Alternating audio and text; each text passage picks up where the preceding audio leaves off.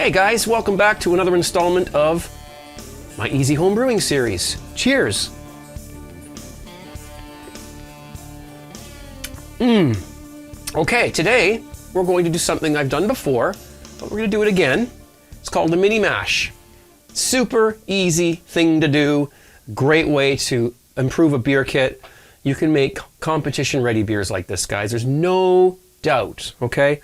Now we're going to start with a Muntons beer kit. A very simple thing. And normally what you would do with these pre-hopped beer kits, that's funny because the guy who sent me this, his name on online is pre-hopped.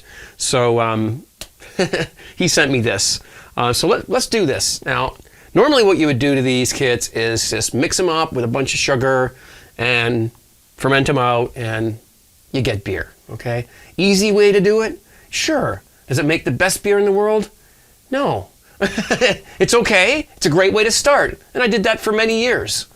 But this time, I'm going to show you an easy way to beef this up. Now, I know I get some people telling me they're not quite ready to start using grains just yet, and I understand that.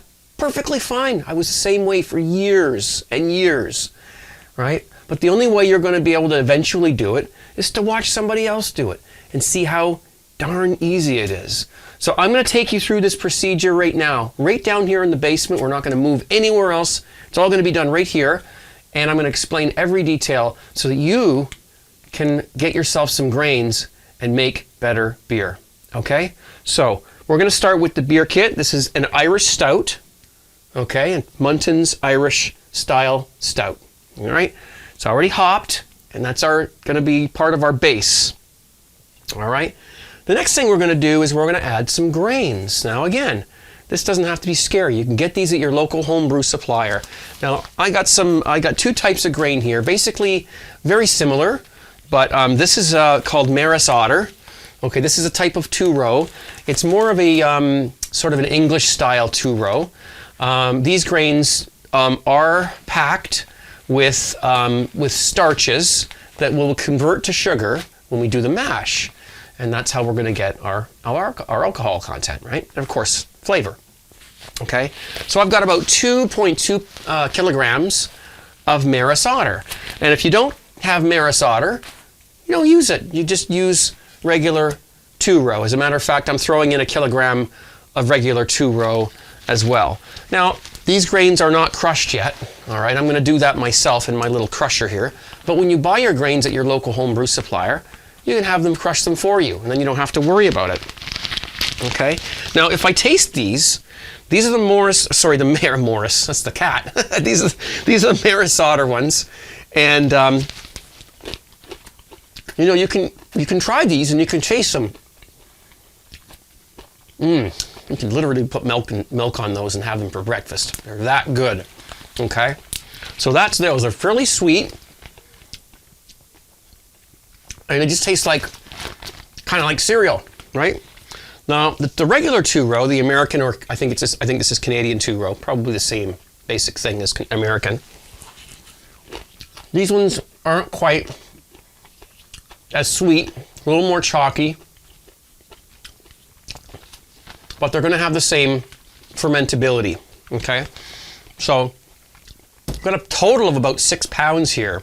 As I said, about 2.2 kilograms here, 1 kilogram here. And I measured these out, and that's what we've got. So we're gonna do the mash, the monster mash, in a few minutes, and I'm gonna show you exactly how I do it down here in the basement. It's dead easy, okay? It's gonna make a great beer.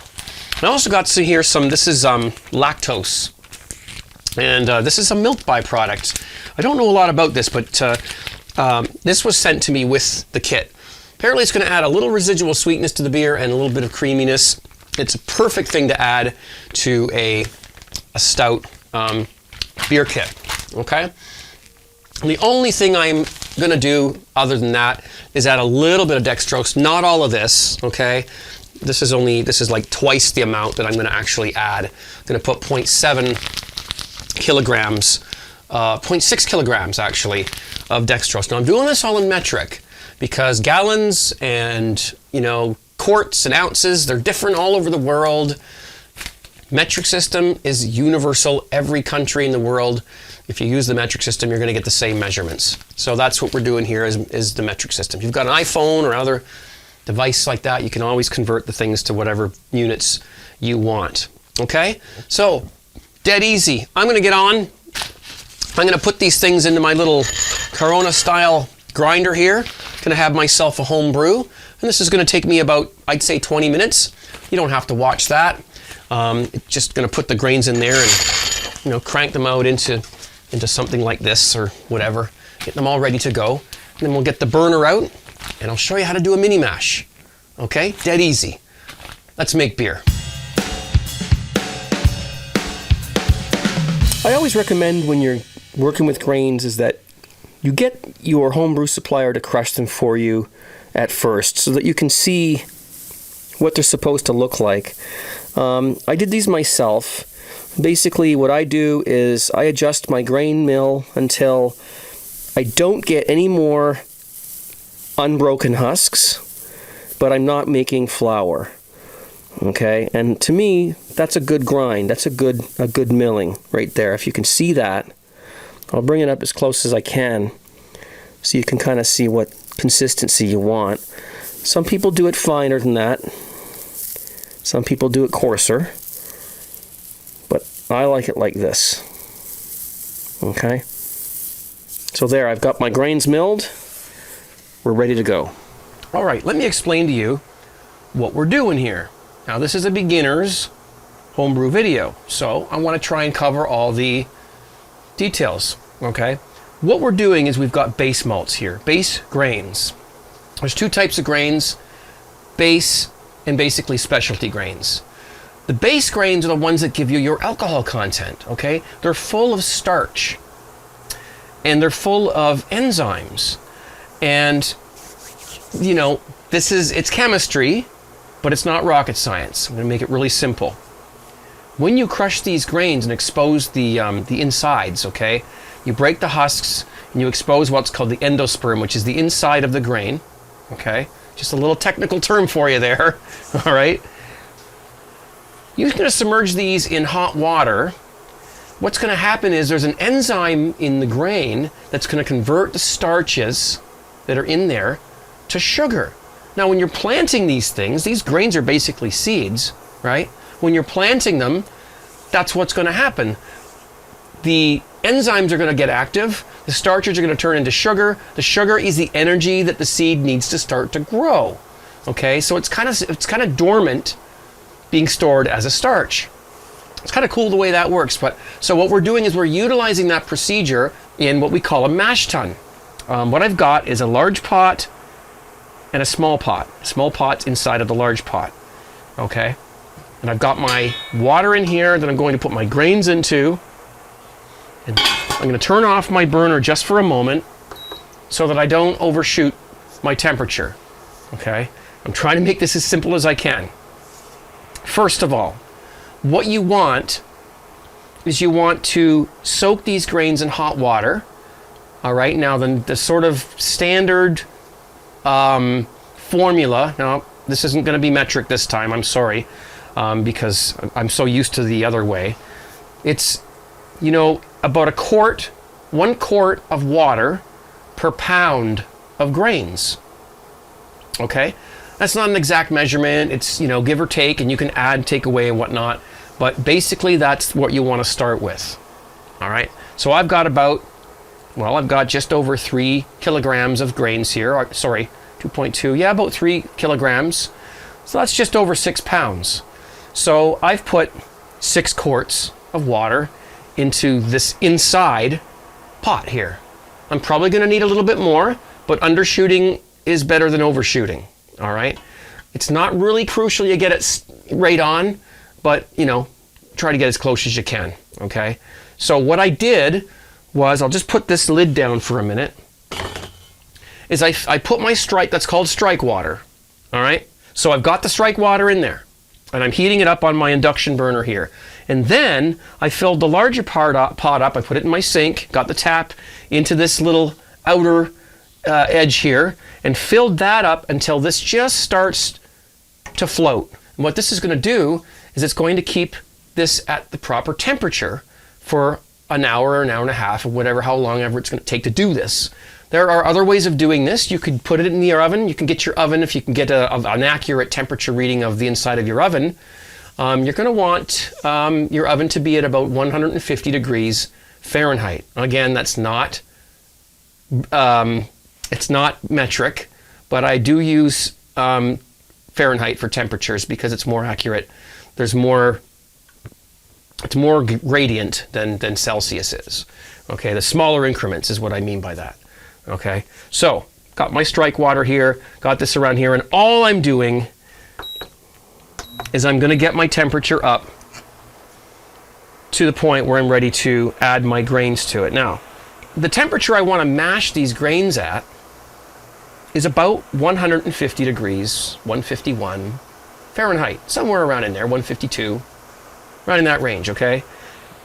But I have to heat this water up higher than that because once I add these grains, the grains are at room temperature, right? They're going to decrease the temperature of the strike water. I'm going to aim for about 160. Ouch, I just put my finger in there. I'm going to aim for about 160. Oops, it's jumped up. Why? That's because don't touch the bottom of the pot with the thermometer, because that'll give you a false reading, okay? So don't do that. Okay, we got about 160 here. So here is the cool thing about this. This is what makes it so much easier. Get yourself a great big mesh bag. You can use a paint strainer bag, or you can get these big things from your homebrew supplier. Just turn that off for a minute. This is called Brew in a Bag, mini mash style. We're going to put this in, and I'll just grab my oh, here it is. Grab my spoon, and we'll just get that all down in there, right? It's a lot easier to separate the grains from the wort when you use this brew in the bag, okay? All right, I've got my burner off for now, and I'm going to dough in. This is what you call doughing in. I'm going to do this a little bit slowly so that we can see what we're going to get. So we'll put about half of it in.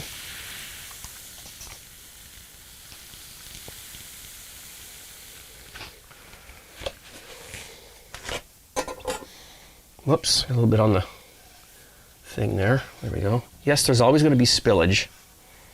It's part of the name of the game. We'll just get that in there. I just want to make sure there's no clumps or dough balls, as they're called, and you can see how nicely that mixed in there. All right, so we'll get the other half of what we've got, half of this half in there. See if I can make sure you guys can see that.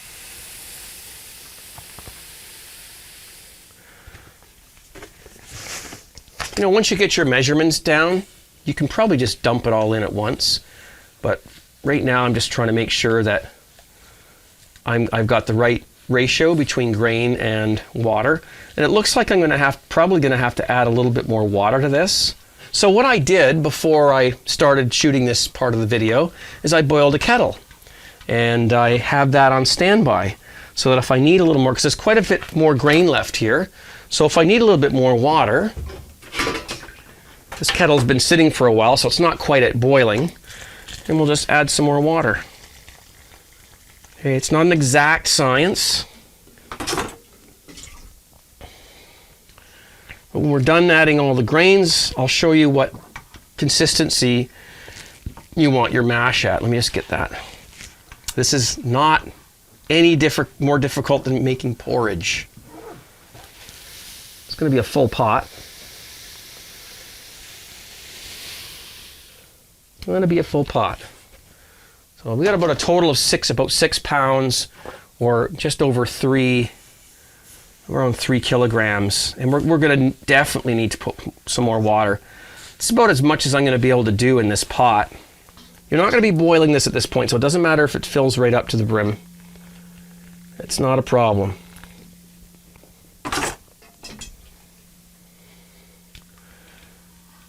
There, we're good. So I'm just going to continue to mix this. I'm taking my time because I want you guys to see what's all involved with this. And you don't have to worry, you know, you just do this. And you just give it a stir, make sure it's all separated, there's no dry parts, and you have yourself a beer, you know.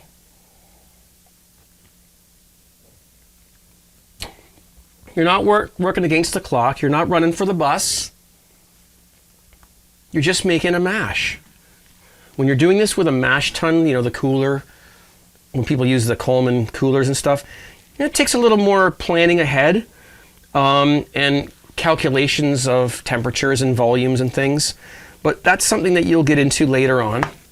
This is much easier.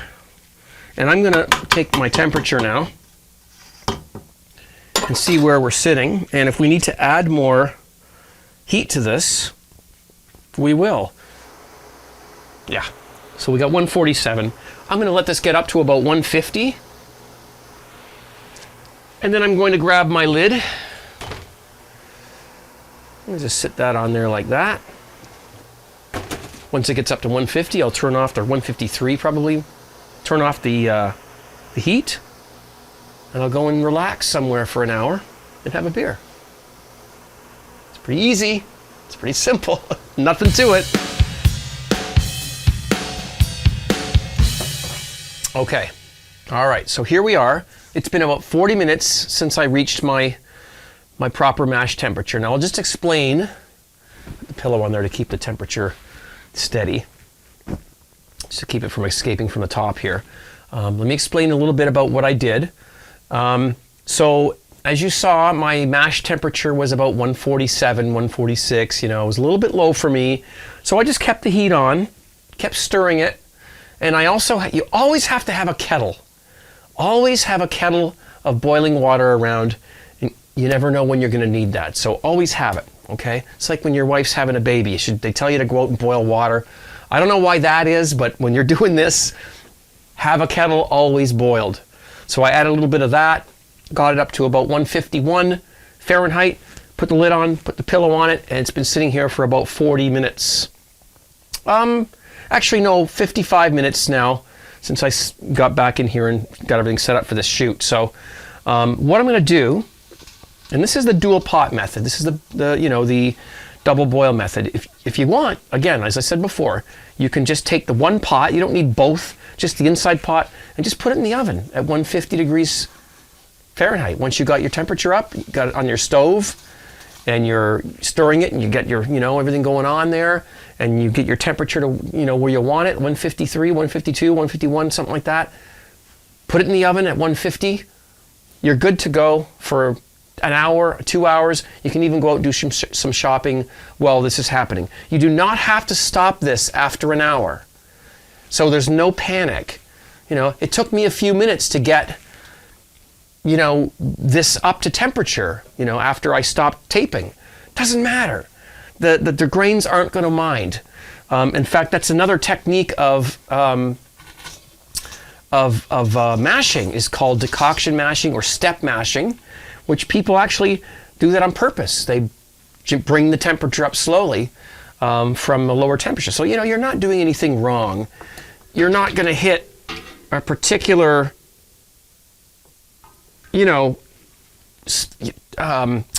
target or whatever. You're just doing this as an experiment. Once you know your equipment and you know what temperatures to start at and all your measurements and whatnot, you can do this. You can hit your strike temperature right on, and you can adjust them, and you can learn about all that stuff too. But right now, we're just learning how to do it, just experimenting, and you don't need to worry. This mash is pretty much done, okay? But I'm going to leave it here for just a bit. I've taken it out of the other pot, and I'm going to dump this out, because there is a little bit of spillage in there from grains and stuff like that made it in there from when we were fooling around, stirring it and whatnot. I'll just give that a rinse. And what I'm going to do now is I'm going to fill this with some hot water. I'd say about a gallon, maybe a gallon and a half or something like that. Not too much, because you're going to be adding, what you're going to be doing is you're going to be taking this, we're going to take this out, this bag, of grains out of here, and we're gonna put them in here. Okay, this is called a sparge, right? So we're basically gonna rinse the grains and get all the residual stuff off of them. Stuff you want, right? You want this stuff. So this water now becomes your part of your wort, you see? It's part of your brew water.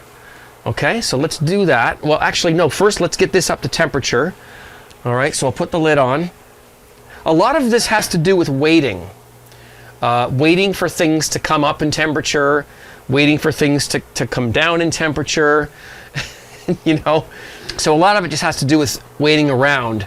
And I don't find that to be a problem, because that's why you drink a homebrew, right? You drink a homebrew while you're making your homebrew. Cheers. So I had a little bit of trouble getting this up to temperature once I had the grains in. That's my fault. I underestimated my strike water temperature.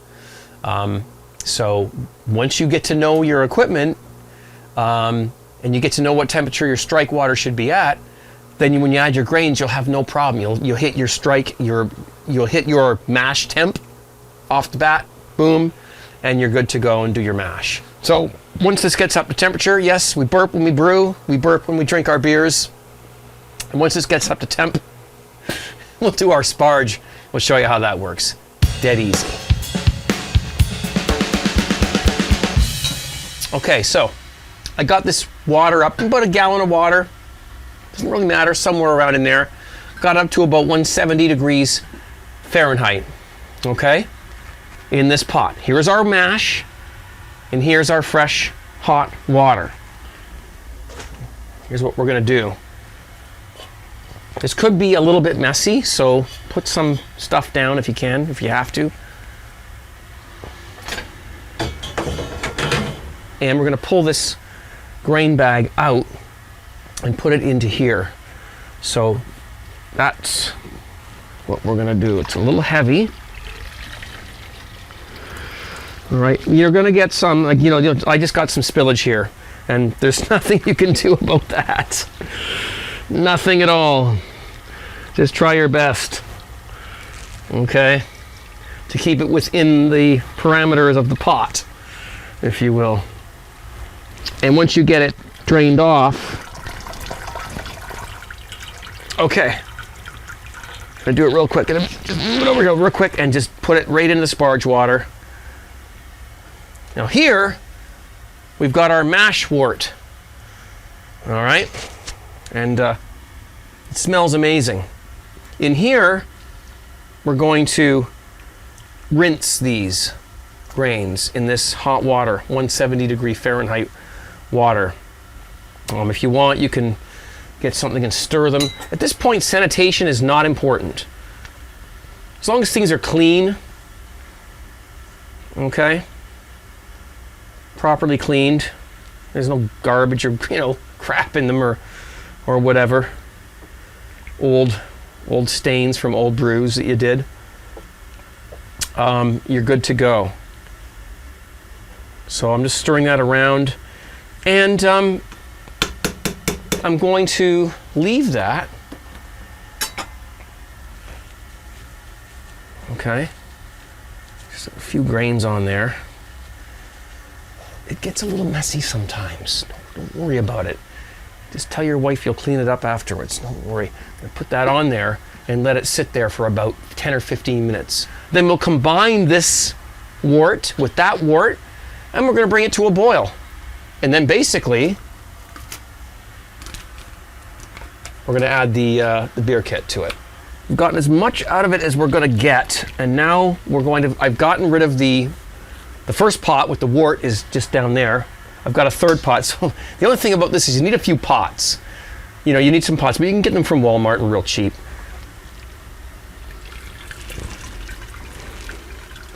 And we'll just pull this out. You're not too worried about draining it too much. You're not getting a lot out of this. You're just rinsing it the best you can. Some people, they start to squeeze the bag just a little bit, just to try and speed up the process. You don't want to squeeze it too much, but it doesn't hurt to, you see, just to get as much out of it as you can. But at this point, we're looking at, negligible strength of wort. So we're done with that. We'll put this aside, wash out the grain bag and reuse it, of course. I've had one for 3-4 years actually smaller one over here that I've used over and over and over again. You can reuse those things. Not the muslin bags, but the grain bags. So now, this is our sparged wort. This is our original wort. We're going to add them both together.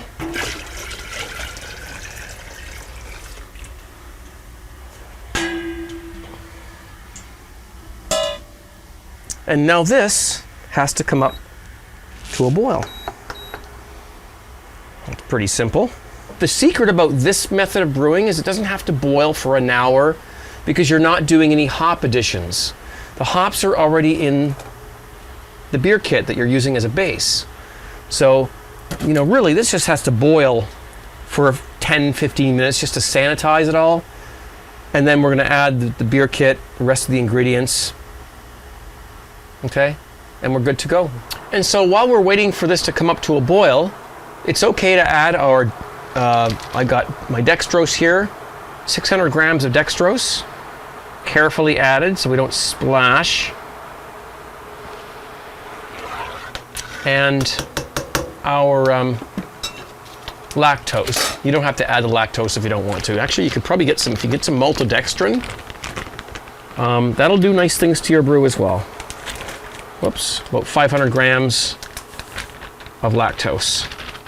Okay, I had this boiling for about 15 minutes, and now I've turned off the burner, and now it's time to finally add our kit, our Muntons Irish Stout.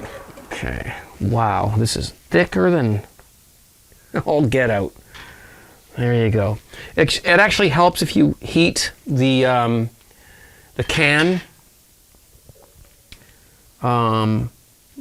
before you add it to the wort here.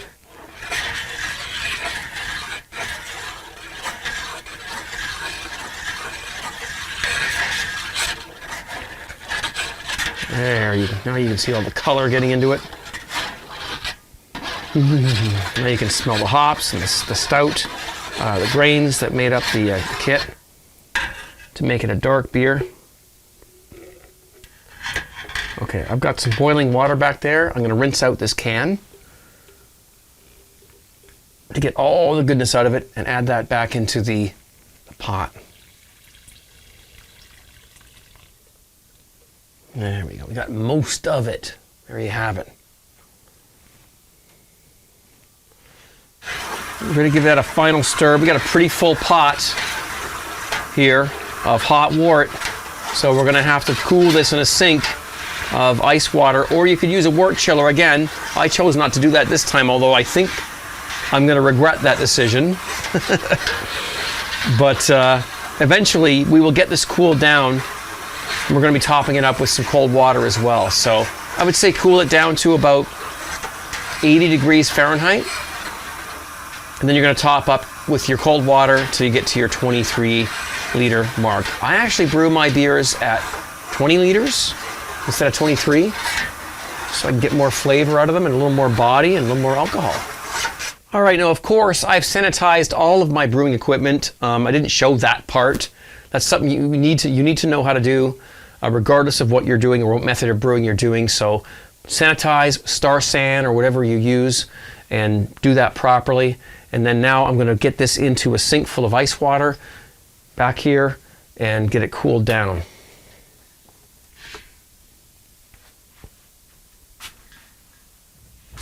So from here on in, everything has to be sanitized. The spoon you use, the containers, the hoses, whatever, the fermenter, of course.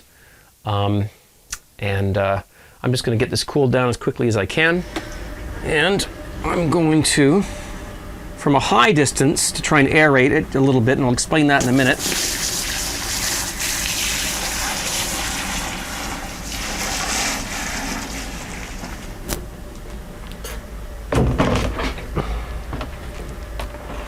We're going to fill her up to here, which is 20 liters. With cold, cold water. So that our temperature is going to end up at around 70 degrees Fahrenheit, maybe a little higher. If you have a cold environment, you might want to get yourself a heat belt. You guys can't see this. I haven't enough time to get that camera over here. Let's just sprinkle the yeast. Take out the spoon. And sprinkle the yeast on the top of the wort. That's all she wrote. Okay? So, you know, sometimes home brewing takes longer than others. If you want to just brew a simple beer kit, you know, doing the instructions that came with the kit, it takes about half an hour. Now, if you want better beer, you got to spend more time at it. And if that's what you want, then that's probably why you're watching this video. It's completely up to you how deep you want to get into this. You know, I've been accused of being, my videos being for noobs. You know, that's a term that can either be offensive or not. It depends on how you think of it. I like to think of myself as somebody who makes videos for people who are new at home brewing and who want to get further into it and not be afraid. And so if that's you, you're in the right place. Thank you very much for watching. I'm not Charlie Papazian. I'm not John Palmer. I'm Craig Faraway. Have fun with your brewing endeavors. Cheers. And I'm out of beer. No, I'm not. I got one. I got some. It's been sitting for a long time, but it's here. Okay? Have fun, guys. Happy brewing. Take care.